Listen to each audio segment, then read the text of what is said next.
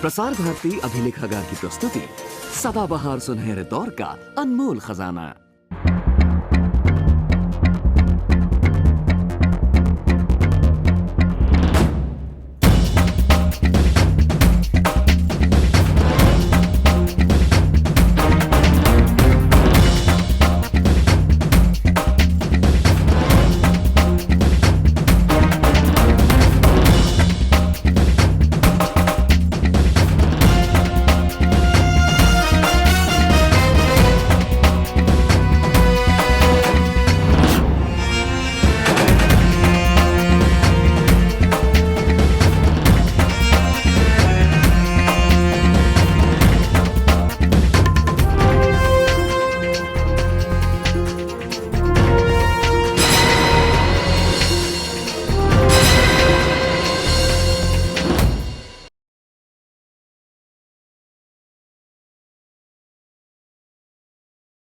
प्रिया, हमें फौरन एसआईडी को इन्फॉर्म करना होगा। एसएमएस रात को 9:30 बजे भेजा गया। इससे पता चलता है कि मिस्टर मदान के डेबिट कार्ड से 1 लाख रुपयों की खरीदारी की गई है कोहिनूर शॉप से। तुमने ऐसा कौन सा काम किया है जो तुम पुलिस को देख के भाग रहे हो? हैं? सर, मिस्टर मदन के दोस्त मिस्टर गुप्ता, उनका खून हो गया। इसका कत्ल भी उसी तरह किया गया है जैसे मदान का कत्ल किया गया था। मुझे इस बिल्डिंग में आने जाने वाले हर आदमी की जानकारी चाहिए। ठीक है सर, ये जानकारी इसमें है।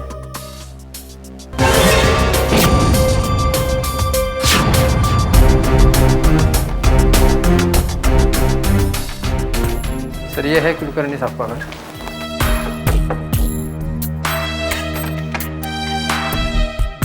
क्या बात है वॉचमैन, क्या हुआ? सर, अपना गुप्ता जी साहब है 402 वाले, उनका खून हुआ है। पता है मुझे, आगे बोलो। तो ये साहब आपसे कुछ पूछना चाहते हैं। हाँ पूछिए। मैं पांडे हूँ, एसआईडी से। देखिए सर, इस बारे में मैं कुछ नहीं जानता और ना ही झमेले में पढ़ना चाहता हूँ। प्लीज एक मिनट कुलकर्णी साहब, 1 मिनट। मैं आपको कोई झमेले मेले में डालने के लिए नहीं आया हूँ। मुझे आपसे सिर्फ एक छोटी सी जानकारी चाहिए। कल रात में आपके यहाँ कोई सुधीर नाम का आदमी आया था मिलने के लिए? कल रात सुधीर? हाँ। नहीं सर, कल रात मेरे घर में सुधीर नाम का कोई भी आदमी नहीं आया था। और आपकी जानकारी के लिए मैं बता दूं, मैं किसी सुधीर को नहीं जानता। प्लीज मुझे माफ कर दीजिए। अरे रजिस्टर में आप एंट्री है उसकी सुधीर की, सुनिए। अजीब बदतमीज आदमी, बात करने तक की तमीज नहीं है। चलो।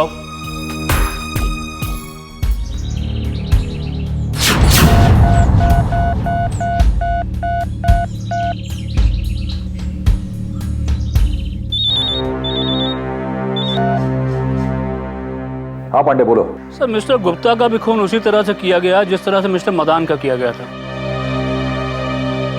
हमने जो तफ्तीश की ना सर, उससे ये पता लगता है कि दोनों खून के पीछे मकसद एक ही था, लूट।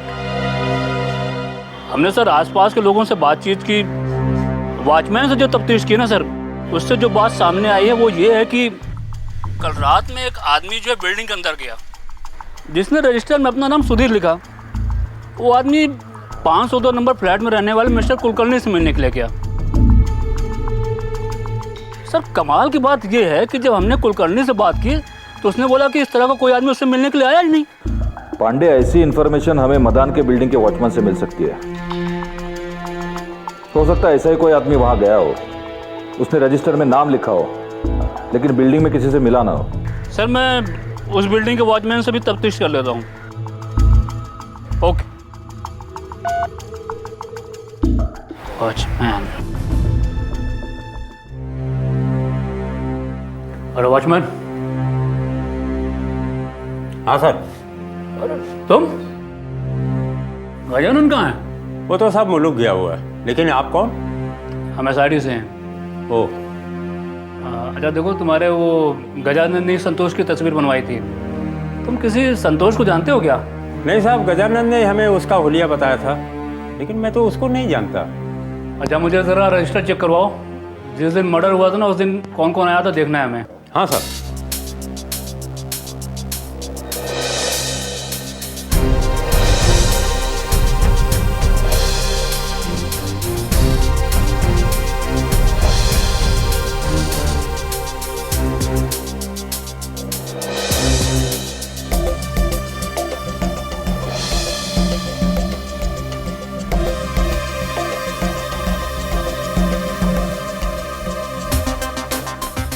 देसाई साहब से मिल सकते हैं क्या? नहीं साहब, उनसे आप नहीं मिल सकते, वो इस समय घर पर नहीं। तुम इतने यकीन से कैसे कह सकते हैं कि वो इस समय घर पे नहीं होंगे? क्या ना साहब, उनकी गाड़ी मैं ही धोता हूँ। सुबह उनके घर जाकर चाबी लेकर गाड़ी के अंदर की सफाई करता हूँ। जब वो आते हैं तो हमसे ही चाबी लेते हैं। आज भी ऐसा ही हुआ। ठीक है, उनका कोई कांटेक्ट नंबर क्या है तुम्हारे पास? हाँ है ना साहब। लाओ निकालो, दो जरा। 9224176802। ठीक है।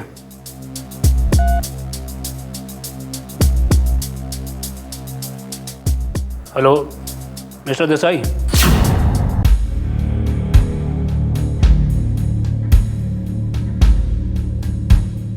मिस्टर विक्रम। अरे सर, आप आइए आइए, प्लीज कम इन। कैसे आना हुआ सर? गुस्ताखी माफ हो, लेकिन आपके कीमती वक्त से थोड़ा वक्त चाहिए था। जी कहिए, प्लीज आप बैठिए। प्रिया, कुछ चाय नाश्ता? नहीं, नो फॉर्मेलिटीज प्लीज। लेकिन आप लोगों का बिहेवियर और चेहरे के तासुरात, एक्सप्रेशंस देखकर लग रहा है जैसे शायद आप लोगों को इस बात का इल्म ही नहीं कि क्या हुआ है। क्या हुआ? आप लोगों को ये जानकर हैरत होगी कि मिस्टर मदान के जिगरी दोस्त मिस्टर सुखदेव गुप्ता का भी कत्ल हो गया।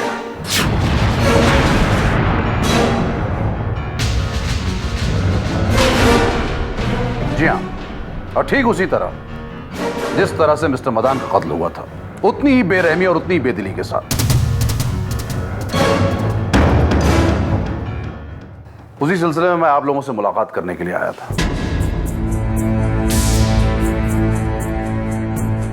क्या आप लोग किसी भी ऐसे शख्स को जानते हैं जिसका ताल्लुक उन दोनों से रहा हो?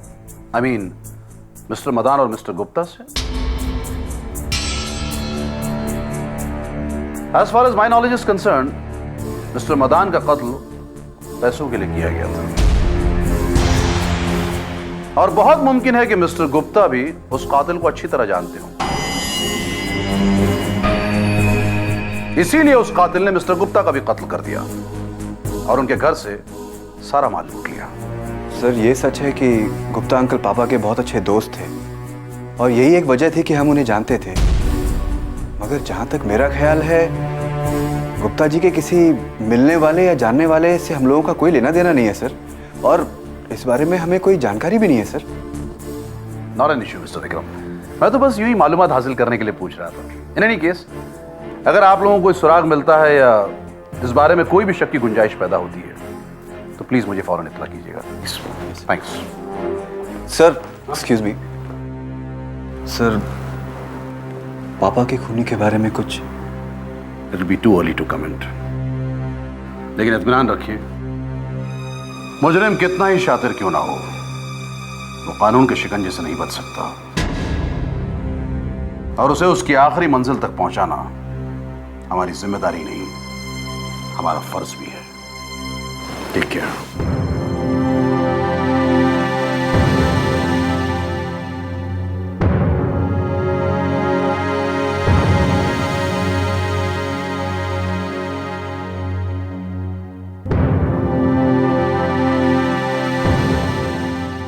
गुप्ता अंकल का भी मर्डर? आखिर ये सब क्या है?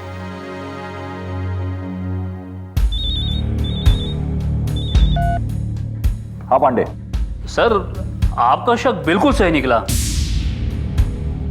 जब हमने मिस्टर मदान के वॉचमैन से पूछा तो उसने बोला कि हाँ, कोई शेखर नाम का आदमी मिस्टर देसाई से मिलने के लिए आया था।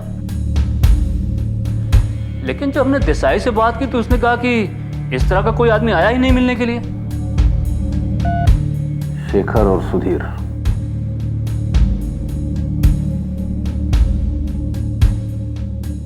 सर गुप्ता का कोई करीबी रिश्तेदार तो है नहीं, इसलिए उनकी मौत की खबर उनकी दूर की भतीजी को दे दी गई है। अच्छा, अभी तक इस मर्डर का असली मकसद समझ में नहीं आया। बहुत मुमकिन है कि मदान के खून के तार गुप्ता के खून के साथ जुड़े हुए हों।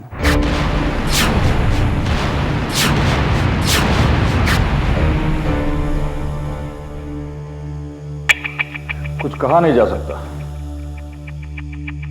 लेकिन दोनों लाशों और घर की हालत देखकर इतना तो कह सकते हैं कि खून घर लूटने के इरादे से हुआ है। एक काम करो, तुम देसाई और कुलकर्णी को पूछताछ के लिए बुलाओ। अच्छा,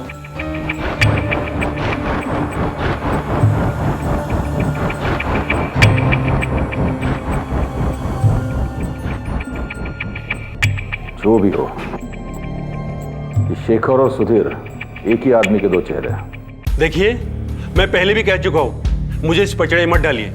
इसलिए जैसे मुझे पता चला कि बिल्डिंग में खून हुआ है, मैं वहां गया ही नहीं, क्योंकि मुझे उस आदमी से नफरत है, उससे मेरा जमता ही नहीं। मिस्टर कुलकर्णी, अगर आपका यही रवैया रहा तो अपने मुल्क, अपने समाज, अपने माशरे के लिए अपने फर्ज, अपनी जिम्मेदारी को कब अंजाम देंगे आप? हाँ? एनीवेज, इस बात से अनजान नहीं है आप लोग कि उन दोनों बिल्डिंगों में किस किस्म की वारदात हो रही है। कोई तो शख्स है जो मजलूम, बेसहारा, बूढ़े ज़ईफ लोगों को अपना शिकार बना रहा है, उनका कत्ल करके उन्हें लूट रहा है। और वो शख्स न सिर्फ आप लोगों को जानता है, बल्कि उन दोनों बिल्डिंगों के भी चप्पे चप्पे से अच्छी तरह वाकिफ है। इसका मतलब यह हुआ कि उस शख्स का उन दोनों बिल्डिंगों में खूब आना जाना रहा है। देखिए भाई कुलकर्णी जी और देसाई जी, हम आप लोगों से सिर्फ इतना जानना चाहते हैं कि आप दोनों के बीच में कोई ऐसी कॉमन बात हुई है जिसका संबंध किसी एक आदमी से है। वो कुछ भी हो सकता है, जैसे किसी से मिलना, कुछ खरीदना, घर का कोई काम करवाना, इलेक्ट्रिकल काम, प्लम्बिंग का काम वगैरह वगैरह। जी वैसे तो मैंने कुछ दिन पहले अपने घर में इंटीरियर डेकोरेशन का काम करवाया है, मगर मुझे नहीं लगता कि इस काम का संबंध उस खून से हो सकता है। आपको क्या लगता है और क्या नहीं लगता, मुझे इसमें दिलचस्पी नहीं है मिस्टर देसाई। हम सिर्फ ये जानना चाहते हैं कि आप दोनों के बीच कोई ऐसी कॉमन बात पेश आई थी।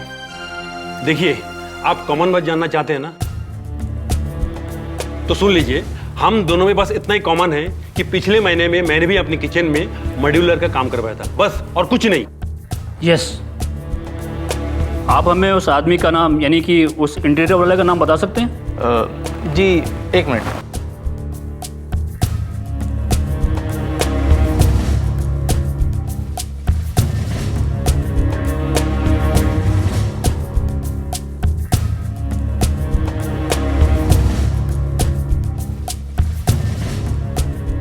क्या इसी आदमी ने आपका भी काम किया था?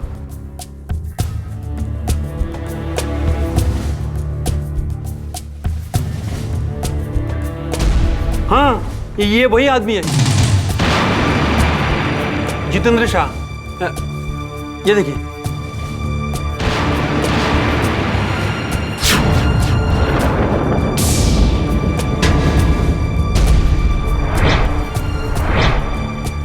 जितेंद्र शाह? जी हाँ, मैं ही हूँ, जितेंद्र शाह। इन दोनों के घर का इंटीरियर डिजाइन मैंने ही करवाया है।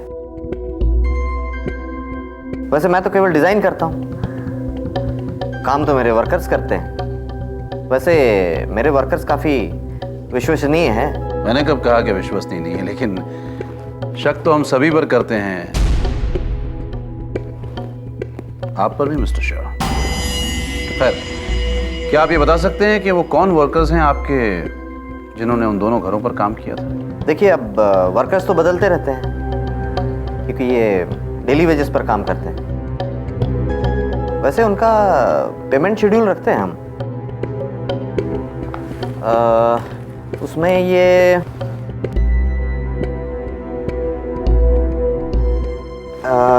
देसाई जी हाँ, ये मिस्टर देसाई के यहाँ 4 वर्कर्स ने काम किया था। फिरोज, कालू, आदित्य और बाबू। और मिस्टर कुलकर्णी के यहाँ मिस्टर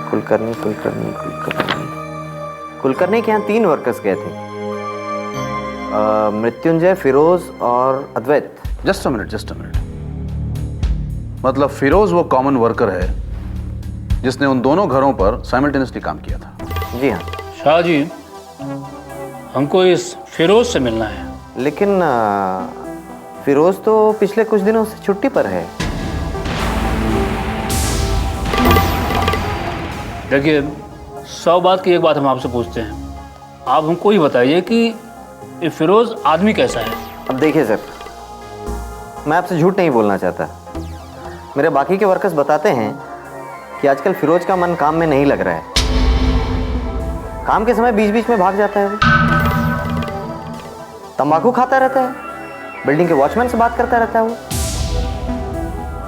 सच पूछो तो मैं बहुत खुश हूं कि वो काम पे नहीं आ रहा है। उसका एड्रेस वगैरह है आपके पास में? वो शायद पाटिल वाड़ी में रहता है वो।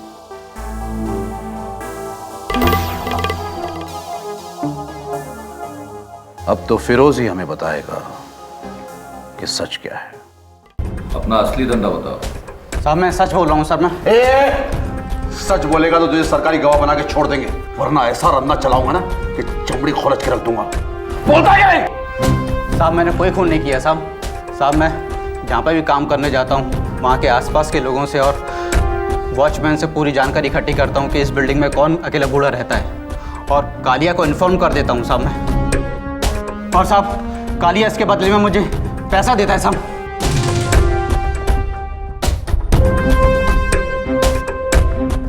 चल अपनी जिंदगी का आखिरी फोन लगा कालिया को।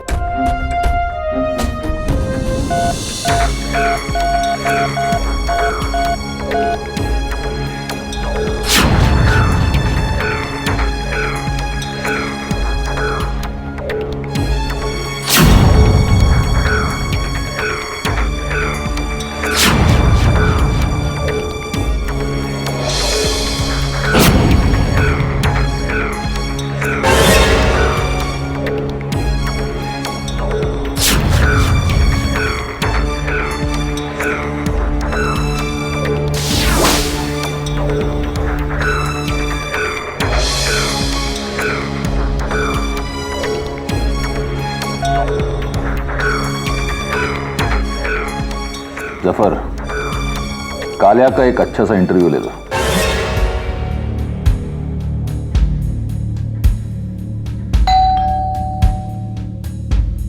कौन है भाई?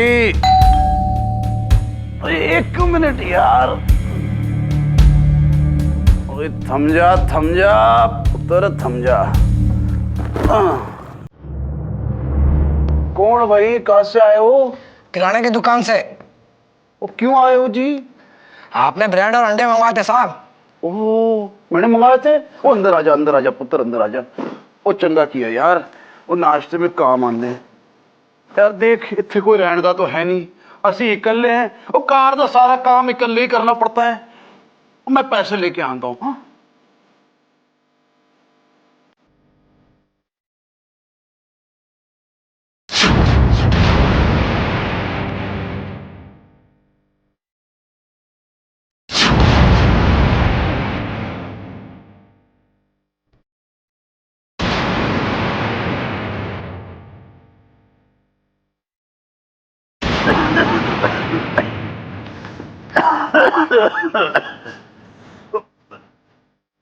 पुत्र, वो कितने गया पुत्र? वो पैसे नहीं चाहिए यार, अजीब आदमी हो पुत्र।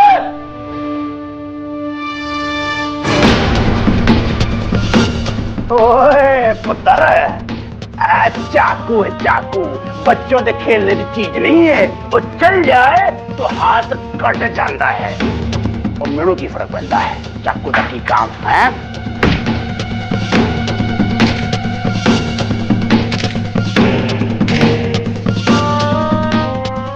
शामू तू चढ़ता हाथ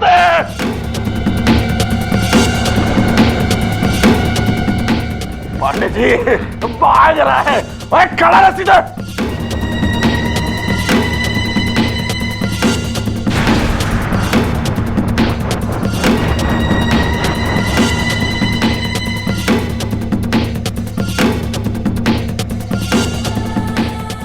क्या हाल है बरखुरदार?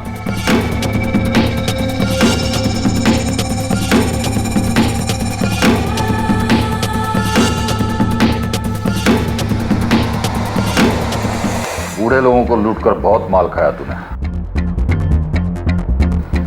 अब जेल की रोटी खानी पड़ेगी बुढ़ापे तक। पकड़ो इसे। ओ पुत्र, तुसी मेरे वास्ते अंडे और ब्रेड लाया सी ना, वो जेल में जाके खाना है। वो देखना नहीं है ऐ जट कौन है। यार ओए देख ले यार, देख ले। Zafar Ali from SID। कैसे रही? सर, इसका नाम इलियास बेग है। 80 और 90 के दशक में मुंबई के बिल्डर से हफ्ता वसूली करता था। बाद में राघव गैंग में शामिल हो गया। उसके बाद कई टेररिस्ट गैंग का ये मैनेजर रह चुका है, लेकिन पिछले साल हुए मुंबई अटैक के बाद ये पानी के रास्ते दुबई भाग गया। तब से इसने अपना नाम और काम दोनों बदल दिया है।